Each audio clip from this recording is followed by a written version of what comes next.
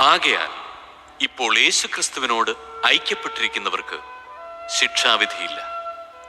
എന്തെന്നാൽ യേശുക്രിസ്തുവിലുള്ള ജീവാത്മാവിന്റെ നിയമം നിന്നെ പാപത്തിന്റെയും മരണത്തിന്റെയും നിയമത്തിൽ നിന്ന് സ്വതന്ത്രനാക്കിയിരിക്കുന്നു. ശരീരത്താൽ ബലഹീനമാക്കപ്പെട്ട നിയമത്തിന് അസാധ്യമായത് ദൈവം ചെയ്തു.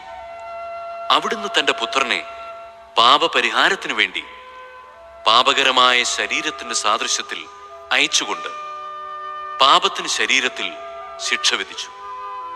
ഇത് ശരീരത്തിന്റെ പ്രവണതകൾക്കനുസരിച്ച് ജീവിക്കാതെ ആത്മാവിന്റെ പ്രചോദനമനുസരിച്ച് ജീവിക്കുന്ന നമ്മിൽ നിയമത്തിന്റെ അനുശാസനം സഫലമാകുന്നതിനു വേണ്ടിയാണ്. എന്തെന്നാൽ ജഡികമായി ജീവിക്കുന്നവർ ജഡിക കാര്യങ്ങളിൽ മനസ്സുവയ്ക്കുന്നു, ആത്മീയമായി ജീവിക്കുന്നവരാകട്ടെ ആത്മീയ കാര്യങ്ങളിൽ മനസ്സുവയ്ക്കുന്നു. ജഡികാഭിലാഷങ്ങൾ മരണത്തിലേക്ക് നയിക്കുന്നു, ആത്മീയാഭിലാഷങ്ങൾ ജീവനിലേക്കും സമാധാനത്തിലേക്കും. ജഡിക താല്പര്യങ്ങളിൽ മുഴുകിയിരിക്കുന്ന മനസ്സ് ദൈവത്തിന്റെ ശത്രുവാണ്. അത് ദൈവത്തിന്റെ നിയമത്തിന് കീഴ്പ്പെടുന്നില്ല, കീഴ്പ്പെടാൻ അതിന് സാധിക്കുകയുമില്ല. ജഡിക പ്രവണതകൾ അനുസരിച്ച് ജീവിക്കുന്നവർക്ക് ദൈവത്തെ പ്രസാദിപ്പിക്കുക സാധ്യമല്ല. ദൈവത്തിന്റെ ആത്മാവ് യഥാർത്ഥമായി നിങ്ങളിൽ വസിക്കുന്നെങ്കിൽ നിങ്ങൾ ജഡികരല്ല, ആത്മീയരാണ്. ക്രിസ്തുവിന്റെ ആത്മാവില്ലാത്തവൻ ക്രിസ്തുവിനുള്ളവനല്ല.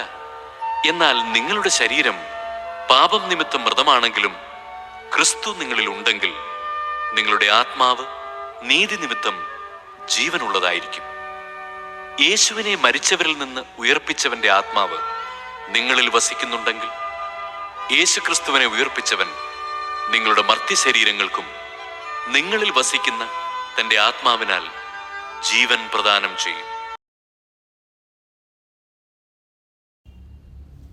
ഒരു നിയമജ്ഞൻ വന്ന് അവരുടെ വിവാദം കേട്ടു.